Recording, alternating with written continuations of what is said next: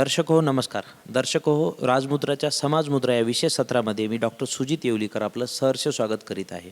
दर्शक हो, आपण समाजमुद्रामध्ये नेहमीच दिग्गजांना आणि मान्यवरांना आमंत्रित करत असतो आणि त्यांच्याकडून समाजातील घटना घडामोडीवर हितगुज करत असतो. तर आज आपल्या स्टुडिओमध्ये एक गेस्ट आलेले आहेत आणि सरांचं परिचय मी करून देतो. माजी गृहराज्यमंत्री ज्यांनी मराठा आरक्षणासंदर्भात अनेक वर्षापासून समाजामध्ये प्रबोधन करण्याचा खूप मोठा प्रयत्न केला आहे. आपल्या लिखाणातून असेल, वक्तव्यामधून असेल, वेळोवेळी ते समाजाला मार्गदर्शन देखील करतात. दिगंबरराव बिदू स्मारक समितीचे अध्यक्ष डॉक्टर माधवराव किनळकर सर आज आपल्या राजमुद्रा स्टुडिओमध्ये आले आहेत. सुरुवातीला मी सरांचं स्वागत करतो. सर नमस्कार. नमस्कार. सर आज आपल्याला स्टुडिओमध्ये बोलण्याचं मुख्य कारण हे आहे की मागील काही महिन्यापासून जरांगे पाटील यांचं उपोषण आणि आंदोलन चालू होतं. कुठेतरी आज त्याला यश मिळालं असं दिसत आहे. समाज माध्यमामधून किंवा स्वतः जरांगे पाटील देखील समाधानी वाटत आहेत. तर आज जो शासनानं निर्णय दिला आहे, जो काही पत्र हातामध्ये आलं आहे, यावर आपण वैयक्तिकरित्या समाधानी आहात का? आज जो वृत्तांत मी इलेक्ट्रॉनिक मीडियाच्या माध्यमातून त्या ठिकाणी ऐकलेला आहे आणि ज्या कारणासाठी जरांगे पाटलांनी हे आंदोलन गेले 4 महिन्यापासून स्वतःचा जीव पणाला लावून त्या ठिकाणी उभा केलं आणि संपूर्ण समाजाने देखील प्रचंड मोठ्या उत्साहानं त्या ठिकाणी ते सहभागी झाले आणि सातत्यानं संघर्षमय भूमिका त्या ठिकाणी घेत जरांगे पाटलांच्या मागण्याला त्या ठिकाणी पाठिंबा दिलेला आहे. आणि एका निर्णायक अवस्थेपर्यंत हे आंदोलन पोहोचलेलं असताना शासनाने वेळोवेळी त्या ठिकाणी त्यांना आश्वस्त केलेलं असताना देखील त्या ठिकाणी संपूर्णतः त्यांच्या मागण्या पदरात पडण्याच्या संदर्भातली भूमिका घेत त्यांनी मुंबईला धडक मारलेली होती. आणि आज ज्या काही गोष्टी मी ऐकल्या बघितल्या त्यात आणि त्यांची जी भूमिका राहिली ज्या आंदोलनाची ती सगळं बघता बऱ्यापैकी यश त्याला त्या ठिकाणी आलेलं आहे. बऱ्यापैकी म्हणण्यापेक्षा 75% तरी यश त्या ठिकाणी आलेलं आहे असं मी स्वतः त्या ठिकाणी म्हणेल. असं एक प्रत्येक आंदोलनामध्ये संपूर्ण त्या सगळेच मागण्या पत्रामध्ये पडतात असं संभवत नाही. पण या ठिकाणी प्राप्त परिस्थितीमध्ये जे सरकारला करता येणं शक्य होतं आणि इतक्या कमी कालावधीत करता येणं शक्य होतं ते करण्याचा प्रयत्न शासनाने केलेला या ठिकाणी दिसतो आहे. आज जे शासकीय काय म्हणतात त्याला गॅझेट आलेलं आहे त्या गॅझेटमध्ये आपल्याला जर बघितलं तर ते शासन काय करू इच्छिते त्यांचा मनोदय याच्यामध्ये स्पष्ट होतो आहे आणि जरांगे पाटलांच्या मागण्यांच्या संदर्भातलं प्रतिबिंब त्यामध्ये दिसतं आहे की कुणबी आणि मराठा कुणबी किंवा मराठा हा कुणबीच आहे अशा प्रकारची परिस्थिती त्यांनी विषद केलेली होती. तेव्हा सरसकट सगळ्या मराठ्यांना त्या ठिकाणी कुणबी म्हणून प्रमाणपत्र द्यावी आणि इतर मागासवर्गीयातून त्यांना आरक्षण द्यावं ही त्यांची प्रामुख्यानं मागणी होती. आणि आता जी मागणी मान्य झाल्याच्या नंतर असं लक्षात येतं आहे की जवळपास 54 लाख कुणबी म्हणून नोंदी त्या ठिकाणी सापडलेल्या आहेत आणि त्यांच्या सगळ्या सोयऱ्यांना जर त्या ठिकाणी जर कुणबी म्हणून सर्टिफिकेट मिळणार असेल असं शासनाने मनोदयसुद्धा त्या ठिकाणी जाहीर केलेलं आहे राजपत्राच्याद्वारे. तेव्हा ऑलमोस्ट 75% मराठा समाज जो महाराष्ट्रामध्ये आहे त्यांना त्याच्यामध्ये कुणबी म्हणून सर्टिफिकेट मिळू शकेल आणि त्याद्वारे त्यांना इतर मागासवर्गीयांच्या आरक्षणाचे फायदे त्या ठिकाणी मिळू शकतील असं माझ्यासारख्या माणसाला दिसतं आहे. त्यामुळं आंदोलनाला मागण्याला आणि त्याला शासन म्हणून प्रतिसाद देण्याला या दोघांनाही बऱ्यापैकी त्या ठिकाणी यश आलेलं आहे असं माझी धारणा आहे. बरं सर, दुसरा प्रश्न मी आपल्याला विचारतो की जरांगे पाटलाचे आंदोलन जे होतं आंतरवेली सराटीमध्ये जेव्हा मुख्यमंत्री एकनाथराव शिंदे आले होते आणि त्यांना मोसंबीचा ज्यूस पाजवला आणि आंदोलन त्यांचं थांबलं होतं आणि त्यानंतर शब्द दिला होता की आम्ही दाखले देऊ. मग हे दाखले देत असताना दाखले देणं चालू आहे आणि एकीकडे सर्वे देखील चालू आहे. सर्वे जो आहे तो 31 जानेवारीला संपणार आहे. त्यानंतर तो सर्वे मागासवर्ग आयोगाकडे जाणार आहे. तर हा सर्वे चालू असतानाच परिपत्रक जारी केलं तर याच्यामध्ये काही विसंगती आपणास वाटते का? नाही, ह्याच्यामध्ये विसंगती वाटण्याचं काही कारणच नाही. नंबर 1, अखेरला जे जरांगे पाटलांचं म्हणणं होतं की बाबा आम्ही सगळेजणच कुणबी आहोत आणि जो शेती व्यवसाय करतो तो मराठा समाजाला जरा कुणबीच म्हणून संबोधलं जातं. पण अनेक जणांच्या, आता आपण मराठवाड्याचं उदाहरण जर घेतलं तर निजामकालीन व्यवस्थेमध्ये आपला बहुतांश मराठवाडा अनेक वर्ष राहिला, शतकं राहिला. तेव्हा जेव्हा तो मराठवाडा बिनाशर्त महाराष्ट्रामध्ये विलीन झाला आणि हैदराबाद स्टेटमधून आपला मराठवाडा भाग इकडं महाराष्ट्राला जोडला गेला, तेव्हा जी काही कागदपत्राची देवाणघेवाण व्हायला पाहिजे तसे कागदपत्र आपल्याला त्या ठिकाणी निजामकालीन मोठ्या प्रमाणात सापडत नाहीत. त्याच्यामुळं मराठवाड्यातल्या लोकांनी या आरक्षणाचं महत्त्व आणि आपल्या सामाजिक परिस्थिती याचं साधारणतः तेवढं भान इथल्या लोकांना कदाचित नव्हतं. त्याच्यामुळं जी विदर्भानं तत्परता दाखवली ती विदर्भाची तत्परता महाराष्ट्रातल्या लोकांनी केलेली नाही. त्यामुळं अशा नोंदी या ठिकाणी त्यावेळेस आपल्याला सापडल्या नाही. पण जर प्रयत्न जर केला तर सगळे दफ्तर धुंडाळली तर अशा अनेक नोंदी त्या ठिकाणी सापडू शकतात असा विश्वास जरांगे पाटलांना होता. आणि म्हणून कायद्याद्वारे मराठा समाजाला मागासवर्गीय म्हणून त्या ठिकाणी घोषित करण्याची किंवा त्याला मान्यता देण्याची प्रोसिजर जरा थोडीशी लांबची आहे. आणि ती मान्य झाल्याच्या नंतर मग OBCमध्ये त्या मराठा समाजाचा त्याच्यामध्ये समावेश होईल आणि आपल्याला त्या ठिकाणी त्याचे फायदे मिळतील. यापेक्षा नाहीतरी कुणबी म्हणून याचा ऑलरेडी समावेश आहे आणि आपणही कुणबीच आहोत, तेव्हा अप्रत्यक्षरित्या आपल्याला OBC समाजातून आपल्याला आरक्षण मिळू शकेल हा विश्वास त्यांना असावा. आणि म्हणून त्यांनी ती मागणी रेटण्याचा प्रयत्न केला. शासनाने त्यांनी स्वतःचा जीव पणाला लावला, तेव्हा त्याला प्रतिसाद म्हणून राज्य शासनाने देखील अशा प्रकारच्या नोंदी तपासण्यासाठी शिंदे समिती नेमली. आणि जेव्हा त्यांनी शिंदे समिती नेमल्याच्या नंतर ह्या नोंदी सापडू लागल्या तेव्हा सगळ्यांचा विश्वास त्या ठिकाणी वाढत गेला.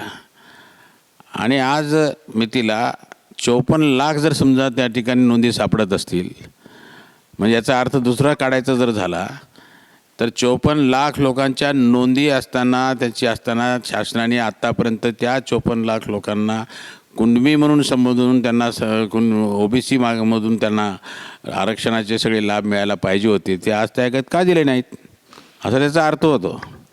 म्हणजेच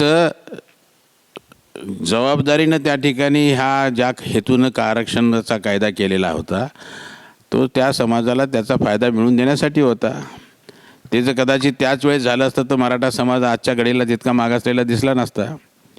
असो, देर आहे दुरुस्त आहे, पण त्या ठिकाणी ह्या नोंदी सापडायला लागलेल्या आहेत. त्यांनी मागणी केली की अजून वर्षभर तरी याला मुदतवाढ द्यावी, अजून मोठ्या प्रमाणात नोंदी सापडतील आणि नात्या गोत्यांचा संदर्भ जर दिला तर त्यातून बहुतांशी समाजाला त्यातून नाव मिळू शकेल. आणि बाकी आरक्षण देण्याच्या संदर्भातल्या किंवा इतर मागासवर्गीयाच्यामध्ये नाव मराठा म्हणून समाविष्ट करण्याच्यासाठी फार मोठी प्रोसिजर आहे. आजच्या घडीला राज्य मागासवर्गीय आयोगाकडून ती गायकवाड कमिशननं सुद्धा सांगितले की मराठा समाज हा सामाजिक आणि शैक्षणिकदृष्ट्या मागासलेला आहे. ती शिफारस प्राप्त केल्यानंतरच कायदा झालेला आहे, पण ते कायदा सुदैवानं ज्युडिशियल स्क्रुटिनीमध्ये सुप्रीम कोर्टात टिकू शकलेला नव्हता. तेव्हा आता आणि दरम्यानच्या काळामध्ये केंद्रीय मागासवर्गीय आयोगाला केंद्रीय या ठिकाणी संवैधानिक दर्जा मिळालेला असल्याच्या कारणानं आता आपल्याला ही शिफारस आयोगाकडून घेऊन केंद्रीय मागासवर्गीय आयोगाला देणं, त्यांची जर त्याला पसंतीची मोहर उमटली तर ती राष्ट्रपतींना त्या ठिकाणी त्यांना शिफारस करतील आणि राष्ट्रपती हे त्याचं नोटिफिकेशन काढून पार्लमेंटमध्ये त्या यादीमध्ये दुरुस्ती करून मराठा नाव टाकता येऊ शकेल. पण ही प्रोसिजर जरा लांबची आहे, त्याला केंद्राचीही मदत लागणार आहे, केंद्रीय मागासवर्गीय आयोगाची सुद्धा मदत लागणार आहे आणि त्यामुळं इतक्या त्वरेनं ती गोष्ट होण्यासारखी नव्हती. 2दा कायद्याद्वारे मराठ्यांना आरक्षण देण्याचा प्रयत्न शासनाने केला पण तो टिकला नाही. मात्र राहतोच कोणता मार्ग? तो राहतोच मार्ग की जर योगायोगानं जर मराठा समाजामधल्या एका कुणबी समूहाच्या नावानं त्या ठिकाणी जर आरक्षण इतर मागासवर्गीयात ऑलरेडी दिलेलं असेल आणि जर तशा नोंदी महाराष्ट्रामध्ये मोठ्या प्रमाणामध्ये सापडत असतील तर इनडायरेक्ट पद्धतीनं तुम्हाला OBC समाजामध्ये समावेश केल्याचं आणि त्याचे लाभ मिळवण्याचा हाच एक प्रयत्न आणि मार्ग आपल्याकडे उपलब्ध होता आणि तोच महाराष्ट्र शासनाने चोखाळलेला आहे. जरांगे पाटलांनी त्याच पद्धतीने त्याची मागणी केलेली आहे आणि त्याला बऱ्यापैकी आता यश आलेलं आहे. एकीकडे महाराष्ट्राच्या मंत्रिमंडळातून मुख्यमंत्री आणि काही मंत्री स्वतः येऊन जरांगे पाटलाला मुंबई येथे वटहुकूम हातामध्ये देतात आणि दुसरीकडे त्यांच्याच मंत्रिमंडळातले मंत्री छगन भुजबळ यांनी आजच विरोधही दर्शवला आहे. आणि जर छगन भुजबळ छगन भुजबळांनी विरोधही दर्शवला आहे आणि त्यांनी असं म्हणलेलं आहे की बाबा हे जे आरक्षण देण्यात येत आहे यामध्ये मराठ्यांची जास्त फसवणूक होत आहे असं त्यांना दिसतं आहे. की त्यांचं एकीकडे म्हणणं आहे की EWS तुम्ही हातातून गमावलं आणि जिथे 40% ओपनमध्ये तुम्ही होता तिथं आता तुम्ही 19% OBCमध्ये येऊन 370 जातीसोबत तुम्ही कॉम्पिटिशन करताय, जिथे की तुम्हाला जास्त चान्स होता EWSमध्ये आणि ओपनमध्ये. तर मराठा समाजाने या वटहुकुमाच्या आधारे पायावर धोंडा मारून घेतला असं छगन भुजबळांचं आजचं म्हणणं आहे. तर आपलं यावर काय मत आहे? सर्वप्रथम तुम्ही ज्याचा उल्लेख करताय की तुम्ही त्याला वटहुकूम म्हणताय, that is not ordnance. Ordnance हे कायद्याच्या संदर्भामध्ये जेव्हा सेशन नसतं, विधिमंडळ चालू नसतं, पण काही गोष्टीची कायद्या करण्याच्या संदर्भातला इमर्जन्सी असते, अशा वेळेस ऑर्डिनन्स काढावा लागतो, वटहुकूम काढावा लागतो. हे जे काढलेलं आहे ते महाराष्ट्र शासनाचं राजपत्र आहे. महाराष्ट्र शासनानं वेळोवेळी घेतलेले निर्णय किंवा वेळोवेळी त्या ठिकाणी बदललेले कायद्याचं त्याच्या ठिकाणी प्रारूप लोकांच्या एक प्रकारचं शासनाचं परिपत्रक असतं, ते पत्रक असतं. ते म्हणजे शासनाने काय सगळे निर्णय तुम्हाला त्याच्यामध्ये सापडतील. त्याच्यामध्ये हो घातलेल्या बदलाच्या मनोदयसुद्धा सापडेल त्याच्यामध्ये. आणि काही नियम बदलले असतील किंवा काही नियम त्या ठिकाणी नियमित केलेले असेल ते सुद्धा तुम्हाला सापडतील. हे जे परिपत्रक आहे हे नोटिफिकेशन आहे.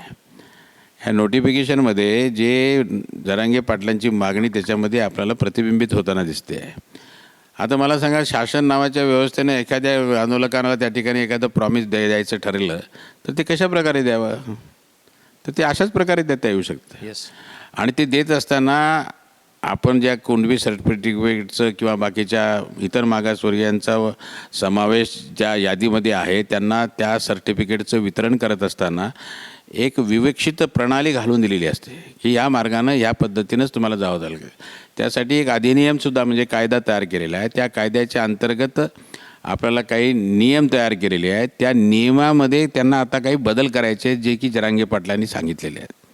त्यात नियमामध्ये असं म्हटलेलं आहे की ती आधी हे करत असताना कुठल्या गोष्टीची खबरदारी करायची आहे, सगळ्या स्वरांची व्याख्या काय आहे, हे सगळं त्यांना आधी कायद्याप्रमाणे आधी डिक्लेअर करावं लागतं नोटिफिकेशन. त्याच्यावरती आक्षेप मागावे लागतात की या असा जर समजा आम्ही बदल केला तर काही जणांना क्षती वाटू शकते, काही जणांना त्याच्यामध्ये ऑब्जेक्शन असू शकतं. तर ते कायद्याद्वारे अपरिहार्य आहे. आणि मग या नियमात बदल करण्याच्यासाठी काही बदल त्याच्यामध्ये ॲडिशन करण्याच्यासाठी त्याप्रमाणे त्यांनी हे नोटिफिकेशन काढलेलं आहे. आणि त्या नोटिफिकेशनच्याद्वारे त्यांनी म्हटलेलं आहे की आम्ही असा बदल करू इच्छितो आहे. तो मसुदा आम्ही या ठिकाणी देतो आहोत. त्या मसुद्यामध्ये ते खालीलप्रमाणे तो मसुदा आहे. त्याची ज्यांना कोणाला त्याच्याबद्दल ऑब्जेक्शन असेल त्यांनी ते ऑब्जेक्शन 16 फेब्रुवारीपर्यंत 2024पर्यंत नोंदवावे. त्याचाच विचार आम्ही त्या ठिकाणी करू. म्हणजे तो आम्ही म्हणजे त्याच्यावरती विचारविनिमय करू. आपण 16 तारखेच्या नंतर आम्ही ह्या मसुद्याच्या संदर्भामध्ये त्याला अंतिमतः विचार करू, अशा प्रकारचं आश्वासित केलेलं आहे. आता जसे आश्वासित केलेलं आहे त्यापेक्षा दुसरं काय करू शकणार आहेत ते? इमिजिएटली दे कॅनॉट चेंज अमेंड रूल. वेगळ्या झटक्यात विकास करता येईल, कारण काही सगळ्या गोष्टी कायद्याप्रमाणेच व्हावं लागतात. तर ते 16 तारखेच्या नंतर करतील अशी अपेक्षा. म्हणून तुम्ही जरांगे पाटलांचं वक्तव्य बघा. ते म्हणतात की याचा धोका व्हायला नको, बोलल्याप्रमाणे त्या ठिकाणी द्यायला पाहिजे. आता लिखित स्वरूपामध्ये शासनाच्याच परिपत्रकामध्ये त्या ठिकाणी त्याचा उल्लेख आहे, त्याचा मानच जाहीर झालेला आहे. ऑब्जेक्शन्स मागवलेले आहेत, ती कायद्याची परिपूर्ततेसाठी आहे. आणि असा बदल करत असताना हे करावं लागतं. त्याचा जो काही कायदा आहे 2000चा त्याच्याप्रमाणे ते आहे. आणि एकदा ते आल्याच्या नंतर हा जो बदल आहे, नात्यागोत्याची व्याख्या आहे आणि ते वितरित करत असताना कुठल्या गोष्टीची खबरदारी घ्यायची आहे. म्हणजे पितृसत्ताक पद्धती आहे, त्यांच्याच लोकांना त्या ठिकाणी मिळणार आहे. ज्यांच्या म्हणून नोंदी सापडतील आणि त्यांच्याच वडिलांच्याकडची असलेली जात गृहीत धरली जाईल आणि त्यांच्याच नातेसंबंधातून किंवा गणागवतात जे लग्न होतात त्यांच्यामधून असलेल्या लोकांनाच त्या ठिकाणी सर्टिफिकेट त्याच्या आधारे मिळू शकेल. त्याची प्रोसिजर दिलेली आहे, ती निश्चितपणे होईल. आता what else government can do, त्यांनी हळूहळू ही गोष्ट इव्हॉल्व होत गेली. आधी तर नाहीच म्हटले, पुन्हा नंतर म्हटले ठीक आहे आम्ही बघू, तुम्ही म्हणता ते तपासून बघू. त्याच्यासाठी कमिटी नेमली, काही नोंदी सापडल्या, ते सापडल्याच्यानंतर त्यांनाच देऊ म्हटले. तर ह्यांनी म्हणायला लागले की आम्हाला सरसकट सगळ्या मराठ्यांना द्या. मग त्याला विरोध झाला. तर याच्यामध्ये काही जणांना अशी भीती वाटली की हे ओबीसीमध्ये इतका मोठा वर्ग आला तर मग आमच्या आरक्षणावरती गदा आल्यासारखं होईल आणि तुम्हाला आरक्षण देण्याचा त्या ठिकाणी अधिकारच नाही आता वगैरे वगैरे ह्या गोष्टीचा आधार त्या 102व्या अमेंडमेंटच्या अनुषंगानं त्यांनी काही जणांनी काढला. आता जेव्हा स्वतःचं किंवा आपल्या समाजाचं हित सांभाळायचं तर असे काहीतरी न पटणारे आर्ग्युमेंटसुद्धा केले जातात. खरं पाहिलं तर हे राज्याच्या एखाद्या मंत्र्याला न शोभणारी गोष्ट होती की एकदा माननीय मुख्यमंत्री महोदयाच्या वतीनं 4 मंत्री त्या ठिकाणी आंदोलकाला येऊन भेटतात, काही प्रॉमिसेस करतात आणि अल्टिमेटली मुख्यमंत्री त्यांना आश्वासित करतात. तेव्हा आपल्या मुख्यमंत्र्यांनी दिलेल्या निर्णयाच्या विरोधात आपले काही ते स्टेटमेंट करणं वगैरे हे जबाबदार आणि ज्येष्ठ मंत्र्याला आणि इतका अनुभव असलेल्या मंत्र्याला शोभणारी गोष्ट नाही. आणि आताही पुन्हा आजच्या भेटीमध्ये सुद्धा हे सगळं झाल्याच्या नंतर तर त्याला तुमचं नुकसान होणार आहे, हे होणार आहे, ह्याला काही अर्थ नाही. ज्याचा EWSचा तुम्ही याचा वापर करत म्हणता ते it is open to all कास्टच्या लोकांना, इकॉनॉमिकली बॅकवर्ड असलेल्या लोकांना त्याचा वापर करता येऊ शकतो व आधार घेता येऊ शकतो. ओपन कॅटेगरीच्या लोकांनासुद्धा घेता येऊ शकतो. जात विरहित हुसेवर इज इकॉनॉमिकली बॅकवर्ड त्यांना काही अटीच्या अधीन राहून तुम्हाला त्या 10% आरक्षणाचा फायदा घेता येऊ शकतो. आता इथे समजा या काही जणांनी हा इतर मागासवर्गीयांना इवन इतर मागासवर्गीयाच्या बाकीच्या लोकांनासुद्धा त्या EWSचा वापर करता येऊ शकतो. Howsoever everybody is free to take the liberty to enjoy that opportunity in EWS provided they should satisfy what I would say the conditions which has been laid down. त्याच्यामुळे त्यांच्या या म्हणण्याला तसा काही अर्थ नाही आहे. आणि आजही मराठा समाज ज्यांच्याकडं सर्टिफिकेट उद्या मिळो का न मिळो ते EWSमधून आरक्षण घेण्यासाठी जर ते ज्या काही कंडिशन्स आहेत ते सॅटिस्फाय करणार असतील तर त्यांना ते घेता येऊ शकतं. भुजबळ साहेबाच्या म्हणण्याला काही अर्थ नाही असं साहेबांचं म्हणणं आहे. आपण उत्तर देतानाच एक उत्तर दिलं, त्यामध्ये असं सांगितलं की 2 वेळा आरक्षण देण्याचा प्रयत्न झाला आणि तो असफल झाला सुप्रीम कोर्टाकडनं. आत्ता जे आरक्षण मिळालं आहे 16 तारखेनंतर जे काही विधिमंडळामध्ये चर्चा होईल किंवा जे काही होईल त्यानंतर आपल्याला वाटते का हे आरक्षण टिकणार असेल? मुद्दा आपण काही नवीन कायदा करत नाही आता. अनेक वर्षापासून कुणबी ही जी जात आहे ती त्या ठिकाणी already they are enjoying the benefits of the OBC category. आणि आता आपण फक्त सर्टिफिकेट्सची जी प्रक्रिया आहे ती वितरित करतोय आपण त्यांना. आणि ज्यांच्या म्हणून त्यांच्या मागच्या दस्तऐवजामध्ये कुणबी म्हणून नोंदी सापडत आहेत अशांनाच देण्याच्या संदर्भातली कायद्याची जी प्रक्रिया आहे आणि जे कायद्याद्वारे ते नियम तयार केलेले आहेत त्याच्यात काही अमेंडमेंट्स करून आपण ते देतो आहेत. उलट आतापर्यंत जी कारवाई व्हायला पाहिजे होती ती आता दुरुस्त करत आहे सरकार असा त्याचा अर्थ आहे. आणि आत्तापर्यंत कुणबी असतानासुद्धा शासन दरबारी त्याची नोंद घेतली गेली नाही. आणि जर समजा कोणाने नोंदी दाखवल्या तरी शासनाच्याकडून तसे सर्टिफिकेट मराठा समाजाला त्या ठिकाणी वितरित करण्यात आले नाही. एक प्रकारचा अप्रत्यक्षपणे किंवा नकळतपणे झालेला किंवा जाणीवपूर्वक म्हणता येणार नाही पण नकळतपणे झालेला हा अन्याय या ठिकाणी शासन दुरुस्त करू इच्छिते. तर त्याच्यामध्ये कोणी ऑब्जेक्शन किंवा इलिगॅलिटी असायचे काही कारण नाही. करतायत ते सगळं विधिवत करतायत. आता ज्याला कोणाला चॅलेंज करायचं असेल तर ते करू शकतील ना. पण मला असं नाही वाटत ह्याच्यामध्ये काही हे वितरण करण्याची प्रक्रिया आहे. आणि त्याला व्यवस्थितपणे कायद्याचं स्वरूप देऊनच नियम त्याकडे बदलत आहेत. त्यामुळं आय डोंट थिंक दॅट ह्याच्यामध्ये काही आता ह्याच्या परिणाम होईल. प्रोव्हायडेड 16/2/2024 च्या नंतर त्याचं GRमध्ये रूपांतरण झालं पाहिजे. जे आज राजपत्रामध्ये दिलेलं आहे त्या नोटिफिकेशनचं GRमध्ये रूपांतरण झालं आणि ते पुन्हा राजपत्रामध्येच प्रसिद्ध झालं पाहिजे. आज जे काही परिपत्रक शासनाने काढलं त्या परिपत्रका विरोधामध्ये मी सोमवारी कोर्टामध्ये जाणार आहे असं वकील गुणरत्न सदावर्ते यांनी आज संध्याकाळी स्टेटमेंट दिलं. थोड्याच वेळाखाली आम्ही इलेक्ट्रॉनिक मीडियावर पाहिलं की त्यांना 4 पोलीस अधिकारी आणि 13 पोलीस शिपाई असं त्यांना संरक्षण आहे. सकाळी 16 आणि संध्याकाळी 16 असे 32 लोकांचं संरक्षण आहे. अंदाजे शासनाचा 20 लाख रुपये महिन्याला खर्च होतो गुणरत्न सदावर्तेच्या सुरक्षेसाठी.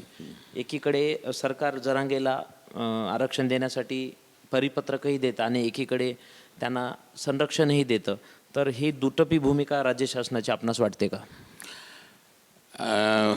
मला असं वाटतं आहे की गुणरत्ने सदावर्तेंचं जे काही वैधानिक किंवा कायद्याच्या संदर्भातलं आकलन आहे त्याच्या अनुषंगानं ते बोलत असतील. त्यांना ते बोलण्याचा, सांगण्याचा, म्हणण्याचा, त्याच्याबद्दल आग्रह धरण्याचा किंवा त्याच्या संदर्भानं जे काही त्यांना वाटते ती कायदेशीर कारवाई करण्याच्या संदर्भातलं मुभा आहे. पण आपण जर बघितलं की हे परिपत्रक आहे, शासनाचा तो अधिकार आहे. आपल्या शासनाच्या परिपत्रकातून आपला मानस उद्घोषित करण्याचा तो त्यांचा अधिकार आहे. आणि त्याच्यामध्ये ते उद्घोषित करत असताना, ते नोटिफिकेशन काढत असताना म्हणतात की ज्यांना कोणाला आमचा असं मानस आहे की आम्हाला असं याच्यामध्ये नियमात बदल करायचा आहे आणि तो बदल असा असणार आहे. तेव्हा याच्या संदर्भामध्ये ज्याला कोणाला आक्षेप असतील, ज्याला कोणाला त्याच्यातून वेदना होतील, त्याच्यात काही नुकसान होईल असं वाटतं, त्यांनी त्याच्या संदर्भातले आक्षेप नोंदवावेत अशी ही मुभा आहे. खरं पाहिलं तर त्यांचा आक्षेप त्यांनी महाराष्ट्र शासनाकडे या परिपत्रकाच्या आधारावरती त्या ठिकाणी नोंदवावा आणि तो 16/2/2024च्या आधी नोंदवावा. तो नोंदवला तर त्याचा शासन विचार करेल ना. आणि नंतर जेव्हा त्याचं रूपांतरण GRमध्ये होईल तेव्हा नंतर मग कदाचित तुम्हाला जाता येऊ शकेल. आत्ता जाता येऊ शकेल आणि कोर्ट त्याला एंटरटेन करेल असं मला वाटत नाही. हे एक झालं. आता तुम्ही म्हणता की त्यांना इतके संरक्षण दिले.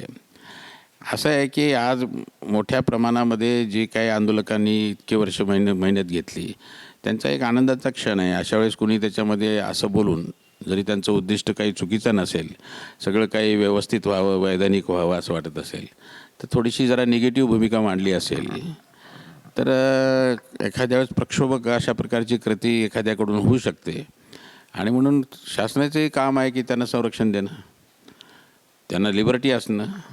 आपल्याला सगळ्याला त्या ठिकाणी आपल्या लिबर्टीचं संरक्षण झालं पाहिजे, शासनाचा सुद्धा ते अधिकार आहे. आणि त्या अनुषंगाने त्यांना ते दिलं असेल तर फार काही गैर केलं असं वाटत नाही. परस्पर विरोधी भूमिका आहे असे मला शासनाचे वाटत नाही. शासनाला सगळेच सारखे असतात आणि त्याच्यातून तुम्हाला लक्षात येत असेल की शासनाने एकीकडं त्यांना बोलण्यापासून रोखवलं नाही आणि समजा जर कोणी एखाद्या माथे फिरून अशी गोष्ट काही केली चुकून तर त्यांच्या जीविताची रक्षणाची हमीसुद्धा शासन घेतं, योग्य करते. मला वाटतं याच्यात काही फार काही चुकीचं आहे असं वाटत नाही. बरं, EWS आरक्षण केंद्र शासनाने दिलं. काही वर्षाखाली जैन समाजाला अल्पसंख्याकाचा दर्जा देखील केंद्र शासनाने दिला. मागील काही महिन्याखाली महिला आरक्षण कुठलंही आंदोलन न होता केंद्र शासनाकडून देण्यात आलं.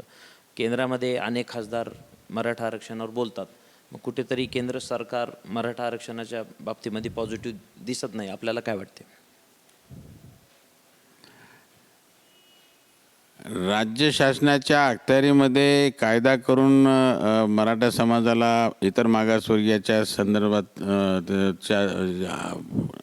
आरक्षण देण्याच्या संदर्भातला अधिकार आहे. केंद्र सरकारला आत्तापर्यंत मला तर आठवत नाही की बाबा कुठल्या महाराष्ट्र शासनानं शिफारस केलेली आहे की मराठा समाजाला इतर मागासवर्गीयाच्या यादीमध्ये त्यांचा अंतर्भाव करावा.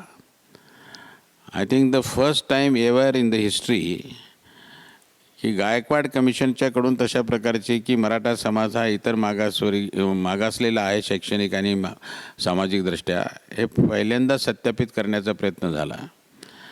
आता state government is free to recommend की दॅट मराठा समाज हा त्या ठिकाणी मागासलेला आहे.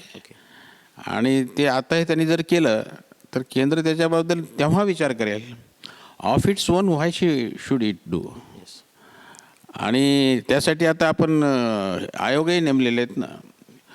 इतर मागासवर्गीय आयोग नेमले, त्याला आता संवैधानिक दर्जा दिलेला आहे.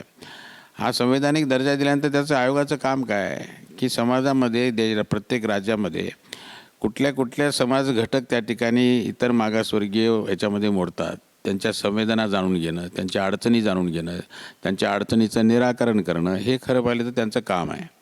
आणि ज्यांना ज्यांना म्हणून आपल्याला ते अशा प्रकारच्या आरक्षणाचा जे काय संविधानामध्ये आहे ते देऊन त्यांना सगळ्यांच्या बरोबरीच्या स्थानावरती आणणं, या संदर्भातल्या शिफारशी त्यांच्याकडून प्राप्त झाल्याच्या नंतर त्या ठिकाणी करण्याची आपल्याला कॉन्स्टिट्यूशन परवानगी देतं. तशा प्रकारची मागणी महाराष्ट्र शासनाने केंद्राला केल्याचं आणि ते विधिमंडळाच्या माध्यमातून आणि सरकार म्हणून देखील केल्याचं माझ्या तरी काय ऐकण्यात नाही.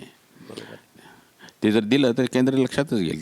तोपर्यंत ते करत नाही, मागणी करत नाही, तोपर्यंत त्यांनी काही केलं नाही असं म्हणण्याला काही अर्थ नाही.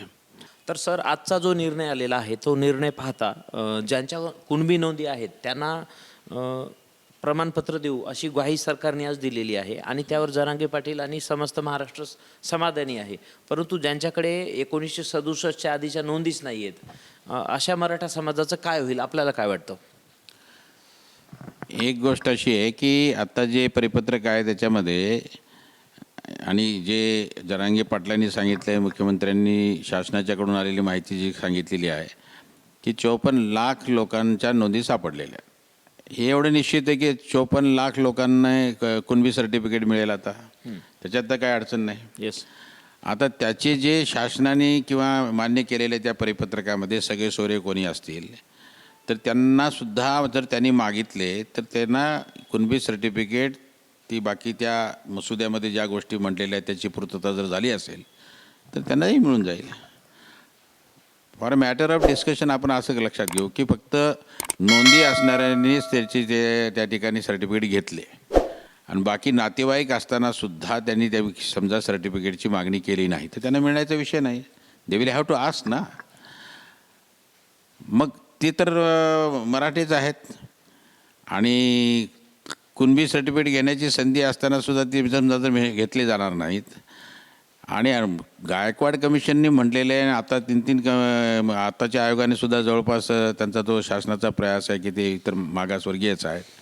मला हेच कळलं नाही आहे की एकदा एका आयोगानं इतर मागासवर्गीयामध्ये पूर्ण मराठा समाज त्या ठिकाणी येतो अशा प्रकारची शिफारस दिलेली असताना आणि त्या शिफारशीच्या आधारावरती तुम्ही कायदा केलेला असताना आणि कायदा करून त्या ठिकाणी ती स्क्रुटिनीमध्ये हायकोर्टात जिंकलेले असताना आणि सुप्रीम कोर्टामध्ये मात्र ते रद्द करत असताना सुप्रीम कोर्टानं असं कुठेही म्हटलेलं नाही की हा कायदा आम्ही का रद्द करतो तर तुम्ही इतर मागासवर्गीयामध्ये मोडतच नाही म्हणून असं म्हटलेलंच नाही.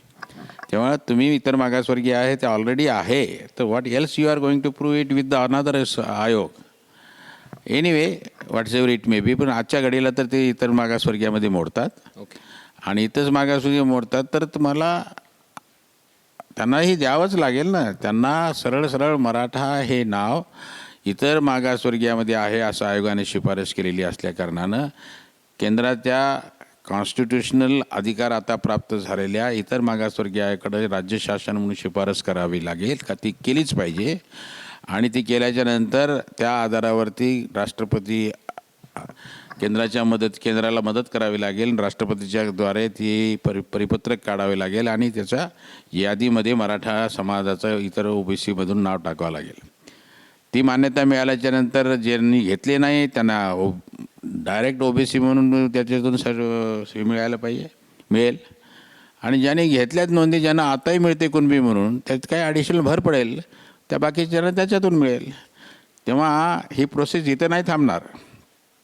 पूर्ण मराठा समाजाला न्याय द्यायचा असेल तर राज्य शासनाला तशी शिफारस इतर मागासवर्गीय आयोगाला केंद्रीय मागासवर्गीयाला करावी लागेल आणि तिथून केंद्राला देखील त्यांचं नाव इतर मागासवर्गीय आयोगामध्ये त्या ठिकाणी द्यावं लागेल. कारण ते ठरलेलंच आहे की इतर मागासवर्गीय आहेत म्हणून शिफारस करते आयोग तर तुम्हाला देण्यासाठी काही अडचणच राहत नाही तिथे. त्यामुळं ऑब्व्हियसली मराठा हे नाव इतर मागासवर्गीयाच्यामध्ये आपोआपच त्या ठिकाणी येईल. त्याला ते पात्र असतील आणि एकदा ते पात्र म्हणून त्या ठिकाणी शासनानं त्या यादीमध्ये नाव टाकलं, सूचीमध्ये नाव टाकलं तर आपोआप मराठा म्हणूनही मिळेल आणि ज्यांना कुणबी म्हणून सर्टिफिकेट काढले त्यांनाही त्या ठिकाणी मिळेल अशी माझी धारणा आहे. आणि तसंच ती याच्यामध्ये चुकीचं आहे काही असं आहे असं मला वाटतं जरांगे पाटलांचं सुद्धा तेच मत असणार आहे. तर सर, एकीकडे मराठा आरक्षण जर कुणबीमधून मिळालं तर कुणबी काही नेते आहेत त्यांनी आज स्टेटमेंट दिलं की आम्ही सरकारविरुद्ध आंदोलन करू आणि मराठा आरक्षण नाही मिळालं तर ऑलरेडी जरांगे पाटील सरकारविरुद्ध आंदोलन करतच आहेत किंवा त्यांनी तशी सूचना पण केली आहे की मी तुमची वाट पाहणार आहे, आजचा दिलेला शब्द खरा झाला पाहिजे. तर ह्या दोन्हीमध्ये ओबीसी विरुद्ध मराठा आणि मराठा विरुद्ध ओबीसी असं चित्र सध्या तरी रंगलेलं आहे. यामध्ये राजकारणावर किंवा सरकारवर काय परिणाम होऊ शकतो पुढच्या निर्णयाचा? एक ध्यानात ठेवा, तशी संघर्षाची परिस्थिती आलेली असताना सुद्धा महाराष्ट्रानं ती शांतता अनुभवलेली आहे. देर आर फ्यू लीडर्स, काही नेते आहेत की जे आपल्या त्या समाजाचे आपणच त्या ठिकाणी नेते आहोत हा खुट्टा हलवून बळकट करण्याच्या प्रयत्नामध्ये आहेत. तेव्हा मग मराठा समाजाचे असो का ओबीसी समाजाचे असो, इथल्या कुठल्याही नेत्यांनी समाजाचं अहित होईल अशी प्रकारची कृती कुठली करता कामा नये. स्वतःच्या राजकीय स्थानाला भक्कम करण्याच्यासाठी म्हणून अशा प्रकारचे गैरसमज लोकांमध्ये पसरवण्याचं काही कारण नाही. आणि दोन्ही समाजाच्या लोकांनी छानपैकी शांत राहून याला असा संघर्षाचं स्वरूप आणण्याचा प्रयत्न जरी झाला तरी त्या ठिकाणी झाला नाही. आज जरांगे पाटील काय म्हणले ते बघा. आणि हे गावागावामध्ये सुद्धा चित्र दिसते. गावामध्ये कसल्याच प्रकारचा एकमेकामध्ये संघर्ष नाही. सगळे गुन्ह्या गोविंदानंच त्या ठिकाणी नांदतायत. इतका मोठा संघर्ष करायचा आणि त्या ठिकाणी पेटवण्याचा प्रयत्न जरी झाला असला तरी लोक पेटले नाहीत. लोकच ज्या समंजस आहेत असा त्याचा अर्थ आहे. तेव्हा आंदोलनं हे वगैरे उभा करतील, करू द्यावे, त्यांनी आंदोलन उभा करावं, त्यांचा म्हणतो वैधानिक अधिकार आहे. प्रश्न असा आहे की आमचं उलट पक्षी असं म्हणणं आहे की नोंदी सापडत आहेत. मग ते जेव्हा नोंदी आज आम्ही तयार केलेल्या आहेत का? तुमच्याकडंच नोंदी आहेत, शासन दरबारीच नोंदी आहेत, तुम्हीच दुर्लक्ष केलेलं आहे. आणि नोंदी असणाऱ्यांना तर दिलंच पाहिजे, कारण त्याचं नाव आहे त्याच्यामध्ये ओबीसीच्या यादीमध्ये. तिथं देव होते त्यांना तुमचे ह्या सगळ्या ओबीसीच्या फॅसिलिटीज तुम्ही दिल्या नाही. तुम्ही कसं काय रोखू शकता? Constitution has given it. आणि मग कॉन्स्टिट्यूशन आम्हाला काय संविधानानं दिलेलं आहे असं म्हणणारे बाकीचे लोक. मग तुम्ही कुणबी म्हणून जे मराठ्यांना आतापर्यंत जे सर्टिफिकेट दिले नाही त्या नोंदी सापडल्यानंतर जर त्यांना देणार असाल तर त्यांना मिळणार आरक्षण हे त्या ठिकाणी अनकॉन्स्टिट्युशनल आहे. ऑन द कॉन्ट्ररी सरकारच्याकडून हा प्रमाद घडलेला आधी तो आता ते सांभाळतायत, दुरुस्त करतायत, चांगली गोष्ट आहे. आणि सरकारने ते स्वीकारलेलं आहे, ते त्यांनी तसा मानस जाहीर केलेला आहे, चांगली गोष्ट आहे. सर, आपण राज्याचे गृहराज्यमंत्री होतात आणि आपल्याच विभागाशी एक प्रश्न रिलेटेड आलेला आहे की जरांगे पाटलांनी या जाहीर सभेमध्ये अशी मागणी केली की जे काही आंदोलक होते त्यावरील ज्या काही गुन्हे दाखल झालेले आहेत सर्व गुन्हे सरसकट मागे घेण्यात यावेत आणि मुख्यमंत्र्यांनी त्यांना सभेमध्ये अनुमोदनही केलं. परंतु आज राज्याचे मंत्री छगन भुजबळ आणि गृहमंत्री फडणवीस साहेबांनी अशी ग्वाही दिली आहे इलेक्ट्रॉनिक मीडियामध्ये की कोणतेही गुन्हे मागे घेतले जाणार नाहीत. तर आपण एक माजी गृहराज्यमंत्री म्हणून याला काय उत्तर द्याल? अनुमोदन दिलंय का त्यांनी मान्य केलंय? मान्य केलंय की मी गुन्हे मागे घेणार नाही. राज्याच्या मुख्यमंत्र्यांनी ह्या आंदोलकांच्या बाकीच्या मागण्या मान्य करत असताना या संदर्भातली गुन्हे या आंदोलनाच्या दरम्यान घडलेल्या गुन्ह्याच्या संदर्भामध्ये, आंदोलकांनी केलेल्या गुन्ह्याच्या संदर्भामध्ये हे गुन्हे वापस घेण्याच्या संदर्भातली भूमिका त्या ठिकाणी एक एवढा मोठा प्रश्न ज्याच्यासाठी म्हणून आंदोलन होतं ते सुटत असताना ही मागणी जर केलेली असेल तर त्याचा एक प्रकारे सहानुभूतीपूर्वक तो मागे घेण्याच्या संदर्भातला विचार कदाचित बोलून दाखवलेला असावा. आणि गृहमंत्री म्हणून त्याच्यावरती प्रतिक्रिया देत असताना ही गोष्ट करता येणार नाही असं स्पष्टपणे गृहमंत्री उपमुख्यमंत्री सन्माननीय फडणवीस साहेबांनी बोललेलं आहे. आणि तुम्ही मला प्रश्न जो विचारलेला आहे तो म्हणजे माजी राज्यमंत्री म्हणून आपण ही मागणी किती संयुक्तिक आहे आणि मान्य करणं किती संयुक्तिक आहे असा प्रश्न विचारलेला आहे. एक तर गोष्ट अशी आहे की गंभीर स्वरूपाचे गुन्हे कुठल्याही आंदोलकांनी केलेले असो किंवा सामान्य माणसांनी केलेले असो ते मागे घेणं काही न्यायसंगत आहे असं मला त्या ठिकाणी वाटत नाही. आणि मला वाटतं की कुठलंही राज्य सरकार त्या संदर्भातली तशी भूमिका ज्याला घटनेचा आधार आहे किंवा घटनेचा बद्दल आदर आहे ते घेणारही नाही. सौम्य स्वरूपाचे गुन्हे घडलेले असतील काही तर त्याच्या संदर्भामध्ये सहानुभूतीपूर्वक विचार करून सरकार ती गुन्हे त्या ठिकाणी वापस घेण्याच्या प्रक्रिया ह्याच्या आधीही घडलेल्या आहेत आणि पुन्हा कदाचित तेही घडत राहतील. ती गोष्ट वेगळी आहे. बोनाफाईड इंटरेस्टनीच केलेले गुन्हे असतील, पण काहीतरी हे करत असताना आंदोलकांनी जर काही हिनियस स्वरूपाचे गुन्हे जर झालेले असतील तर त्याला ग्रीवियस घटना म्हणू आपण, तर ते घेणं जरा मला वाटतं की ते संयुक्तिक होणार नाही आणि ते कोणतं सरकार घेईल असंही वाटत नाही. त्यामुळं आपण ह्याच्याकडे जरा एक हे आंदोलनाला संपुष्टात आणत असताना आणि मुख्य विषयाच्या संदर्भामध्ये मोठ्या प्रमाणामध्ये जेवढे शक्य होईल तेवढं समाधान करत असताना केलेल्या मागणीच्या अनुषंगानं त्या ठिकाणी सहानुभूतीपूर्वक माननीय मुख्यमंत्री महोदय बोलले असतील. पण अखेरला जेव्हा केव्हा ह्या संदर्भामध्ये चर्चा कॅबिनेटमध्ये होईल त्यावेळेस ह्या सगळ्या गोष्टीचा कायदेशीर बाबीचा आणि मला वाटते लॉ अँड ज्युडिशरीचं ओपिनियन निश्चितपणे घेतलं जाईल. अखेरला कायद्याच्या राज्यामध्ये कायद्याचा सन्मान सरकारच ठेवणार नसेल तर त्या गोष्टी जरा वेगळ्या होऊ शकतात. तेव्हा माननीय मुख्यमंत्र्यांनी मांडलेली भूमिकेला सहानुभूतीपूर्वक मांडलेल्या आश्वासनाला सहानुभूतीपूर्वक बघितलं पाहिजे आणि माननीय गृहमंत्र्यांनी जी भूमिका घेतलेली आहे ती एक प्रकारे कायद्याचा आदर करण्याच्या संदर्भानं त्या ठिकाणी बघितली पाहिजे. तरी त्यातून शक्यतोवर ती वेगळा सहानुभूतीपूर्वक दृष्टिकोनातून या संदर्भात निर्णय होईल. तेव्हा मला असं वाटतं की याच्यामध्ये फार काही असं जास्त गांभीर्यानं घेण्याची गरज नाही. जे शक्य आहे तेवढी गोष्टी त्या ठिकाणी वापस घेतल्या जाऊ शकतील, पण ते सौम्य स्वरूपाचे असावेत. पण गंभीर स्वरूपाची गुन्हे वापस घेण्याच्या संदर्भामध्ये मला त्याला सहमती दर्शवणं मला जरा स्वतःला अवघड जाणार आहे. आजच्या जाहीर सभेमध्ये दुसरी एक मागणी जरांगे पाटलांनी केली. ती मागणी म्हणजे की जे काही आरक्षण प्रलंबित आहे त्याचा निर्णय होईपर्यंत जे काही शैक्षणिक खर्च होईल, फी होईल, ती सरसकट माफी करावी आणि त्या संदर्भात त्यांनी सूचना देखील मुख्यमंत्र्यांना केल्या आहेत. तर याबद्दल आपलं काय मत आहे? एकदा मागासवर्गीय आयोगाच्याकडून ही मान्यता मिळालेली आहे की संपूर्ण मराठा समाज हा शैक्षणिक आणि सामाजिकदृष्ट्या मागासलेला आहे आणि तो आरक्षणाला इतर मागासवर्गीय म्हणून त्या ठिकाणी त्याला संबोधायला किंवा मान्यतेला तो प्राप्त आहे. तर साहजिकच आता इनडायरेक्टली पद्धतीने मी जे म्हटले की ज्यांना कुणबी म्हणून नोंदी सापडलेल्या आहेत त्यांना ते मिळतील, त्याच्यामध्ये बहुतांशी किंवा मेजॉरिटीली समाज त्याच्यामध्ये कवर होतो. पण राहिलेल्या मराठा समाजांचं आणि त्याचबरोबर तेही मागासवर्गीय मागासलेले असल्याच्या कारणानं त्यांनाही आरक्षण मिळणं हा त्यांचा न्याय हक्क आहे.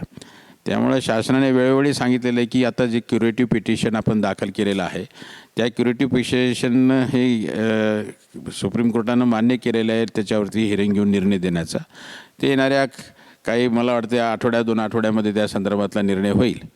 साधारणतः अनुभव असा आहे की क्युरेटिव्ह पिटिशन्स हे जो काही मुख्य निर्णय लागलेला असतो त्याच्याच अनुषंगानं त्या ठिकाणी जात असतो. त्याच्यामुळे त्याच्यामध्ये मला काय फार मोठं यश येईल असं मला वाटत नाही. पण शासनाचा प्रयत्न आणि प्रयास आहे की क्युरेटिव्ह पिटिशन सक्सेस व्हावं. जर समजा ते सक्सेस झालं तर प्रश्नच मिटून जातो की त्यामुळं आपोआपच संपूर्ण मराठा समाजालाच त्या ठिकाणी जे काही आरक्षण कायद्याद्वारे दिलेलं होतं ते पुन्हा प्राप्त होईल. तेव्हा मग कुणबीच्या नोंदीमधून सर्टिफिकेट घेण्याचा ओघही कमी होईल आणि त्यामुळे संपूर्ण समाज एकंदरीतपणे त्याच्यात येईल. पण ती संभावना माझ्यासारख्या माणसाला जरा कमी वाटते. तरी पण मग राहिलेल्या वर्गाचं काय करायचं, तर त्याला दुसरा एक मार्ग असाच आहे की इतर मागासवर्गीयाच्यामधून राज्य मागासवर्गीय आयोगाची ही शिफारस घेऊन इतर मागासवर्गीय आयोगाला आपल्याला शिफारस करावी लागेल. केंद्रीय मागासवर्गीय आयोगाला जर आपली शिफारस योग्य वाटली त्यासाठी केंद्राचीही मदत त्या ठिकाणी घ्यावी लागेल आणि मग त्याच्या माध्यमातून त्यांनी योग्य शिफारस करून इतर मागासवर्गीयामध्ये त्याचा समावेश करावा असं राष्ट्रपतीला शिफारस करतील आणि राष्ट्रपतीच्या नोटिफिकेशन काढल्याच्या नंतर पार्लमेंटमध्ये निश्चितपणे एवढ्या जणांच्या शिफारशी आल्यानंतर त्यांचं त्या यादीच्यामध्ये कमी जास्त करण्याचा अधिकार असतो. ती यादी अपडेट होईल, त्यात मराठा नावाचं संबोधन निश्चितपणे इतर मागासवर्गीयात येईल. त्यामुळे राहिलेल्या घटकालाही मिळेल, ज्याला जिथून घ्यायचं त्याने तिथून घ्यावं अशा प्रकारची परिस्थिती निर्माण होईल. तेव्हा मला वाटते तेही होईजेपर्यंत याला किती वेळ लागेल सांगता येणार नाही, पण तरी जर होईजेपर्यंत समजा एखादा वर्ष आपण गृहीत धरू तोपर्यंत इथल्या मागासवर्गीयाचा इतर मागासवर्गीयातून हक्क असलेली, पण या काही टेक्निकल बाबीच्यामुळे त्या ठिकाणी त्याला जर मिळणार नसेल तर काही मागासवर्गीयांना मिळणाऱ्या सुविधा देण्याच्या संदर्भातला आग्रह जरांगे पाटलांनी धरला आणि तो शासनाने मान्य केलेला आहे. त्याचंही एक्झिक्युशन त्या ठिकाणी होईल अशी मला खात्री आहे. तेव्हा एकंदरीत त्यांनी जे काही सगळ्या मागण्या केल्या, सारासार या सगळ्या गोष्टीचा विचार करता आणि शासनाने घेतलेली भूमिका लक्षात घेता आणि दाखवलेली जी सकारात्मकता लक्षात घेता याला चांगल्या प्रकारे यश आलेलं आहे असं मला स्वतःला वाटतं. दर्शको, मराठा आरक्षणाचा राज्यातील मुद्दा असेल, केंद्रातील मुद्दा असेल, कुठल्या चौकटीमध्ये ते अडकलेलं आहे, कशा पद्धतीनं ते सॉल्व करता येईल, जे काय आता परिपत्रक आलेलं आहे त्याचं रूपांतर GRमध्ये होणं किती गरजेचं आहे, सरांनी आताच आपल्याला सांगितलं आहे. वेगवेगळ्या बाबींवर मराठा आरक्षणाची आपण आज चर्चा केली. सरांनी सखोल अशी माहिती दिली. अनेक प्रश्नाला त्यांनी छान उत्तम प्रकारे अशी उत्तरं दिली आहे. पुढच्या सत्रामध्ये आपण नवीन प्रश्न घेऊन नवीन मान्यवराला घेऊन येऊया. समाज मुद्रामध्ये मी इथेच थांबतो. सर, आपण आम्हाला वेळ दिला यासाठी मी आपला आभारी आहे. सर, धन्यवाद. नमस्कार. थँक्यू. तर दर्शको, कुठेही जाऊ नका, बघत राहा राजमुद्रा न्यूज लाईव्ह. मनोरंजनाचं प्रबोधन, करमणुकीचं उद्बोधन, बातमी अचूक, माहिती बिनचूक. पाहत रहा राजमुद्रा न्यूज लाईव्ह.